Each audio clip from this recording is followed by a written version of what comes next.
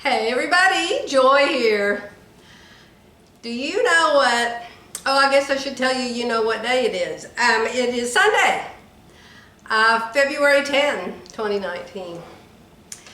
Yesterday was Saturday and I started out like 7:30 in the morning making you guys a video. A lot of you have asked me to show you how to make pants fit and make a pair of pants and let you watch. Well, evidently, it's against some law to make a video that's longer than 30 minutes. My video was like 43 minutes long. I worked all day long on it. I was up till midnight editing it last night. And then when I went to look at it today, only 30 minutes of it uploaded to YouTube. I'm going to show you a little tip on elastic. You can join elastic a whole bunch of different ways. Most people, and I used to, just take it and cross it over like this and then like sew an X in it and go over it with a whole bunch of zigzags and stuff so it wouldn't come apart. But that makes the elastic in your waistband twice as thick. And we don't need it twice as thick, it's thick enough. So, and I learned this from someone. This is two different kinds of elastic I've got here. This is leftovers from my pajamas yesterday. My pajamas turned out so cute, you guys. Oh my gosh, I showed you from the beginning to the end. I showed you how to palm plush it. I showed you how to try on the paper. I showed you the final finished pajama.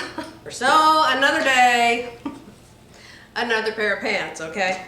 All right, so joining elastic, which is what I had to do because I was putting the rubber band waist, remember, in the top of the pajama pants. Get a piece of woven fabric, could probably work with a knit too. Get a big little chunk, bigger than the edges of your elastic. See, my elastic's 1 inch, this little chunk's 2 inches. And we're gonna butt the ends up together, and I'll show this up close to you in a little bit. You're gonna butt the ends up together instead of crossing them over. And the little piece of material I'm using is too big, but you want that, okay? So, you can zigzag it, you can straight stitch it, you can do whatever you want to with it. This sewing machine is my Bernhardt 740. I got this thing from eBay.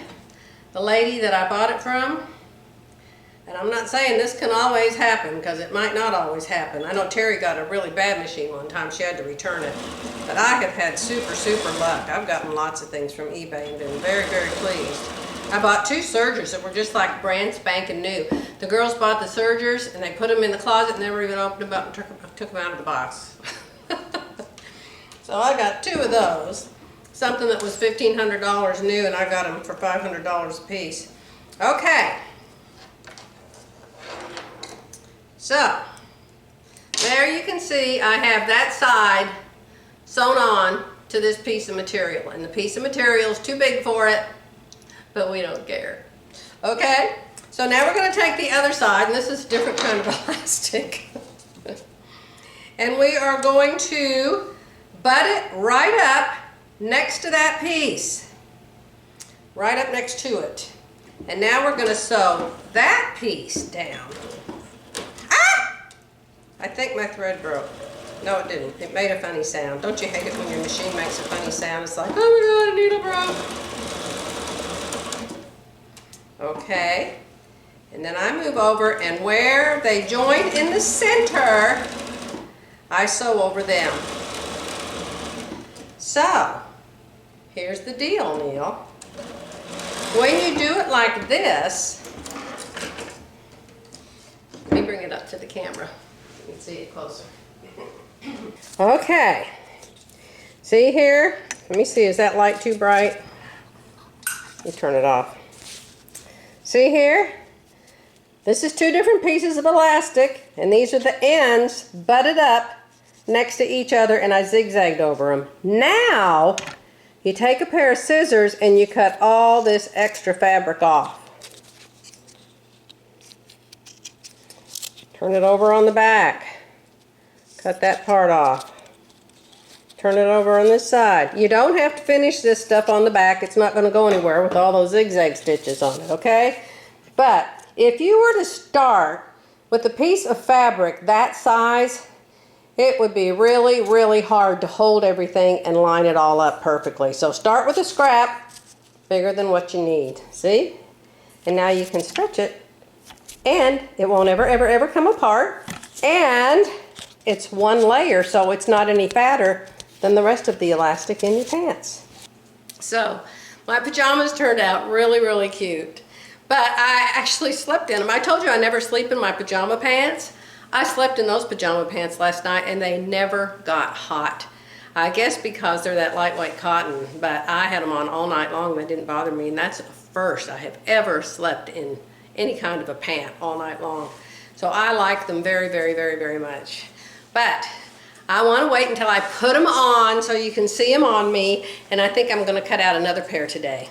So I'm going to pause this video and I'll come back after a while and show you either one or two pair of PJs. Hey, it's me, I'm back. I've finished two pair of pajamas. This is the whole next day. It's taken me a long time because I've had difficulties. Anyway, close your eyes and I'll tell you when to look.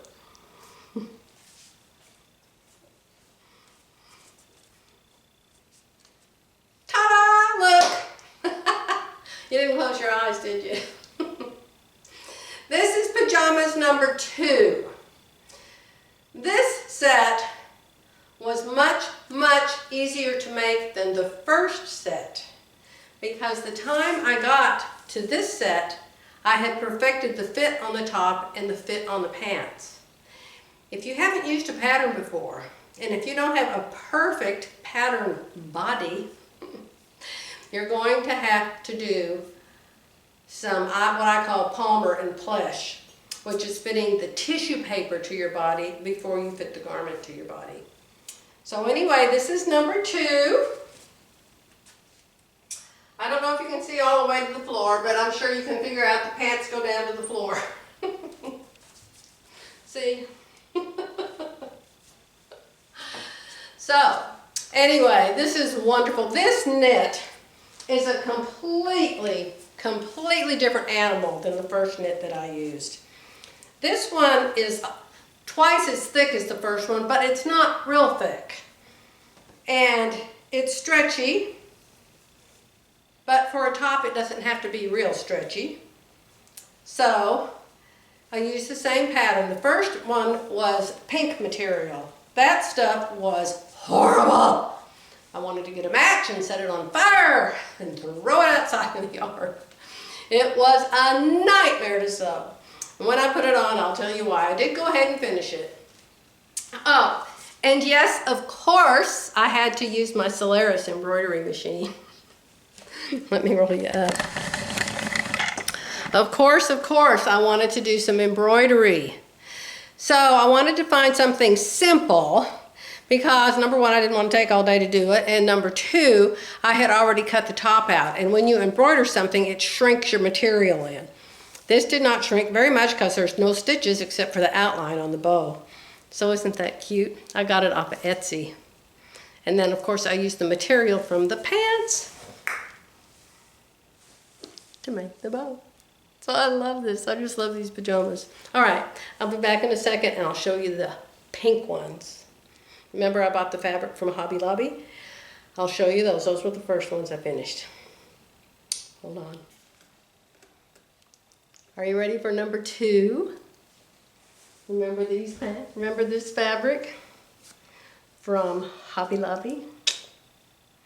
And remember this pink, horrible, awful knit from Hobby Lobby? Okay, here we are. Again, you can't see all the way to the ground, but you can get the idea of the pants. The pants are elastic waist.